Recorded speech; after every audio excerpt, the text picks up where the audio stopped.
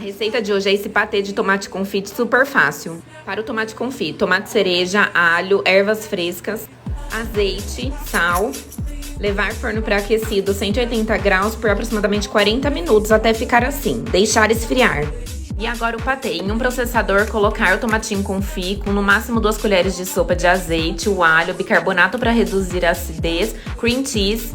Pulsar aos poucos para ainda ficar alguns pedaços e, se necessário, ajustar o sal. Está pronto o nosso patê de tomate confit.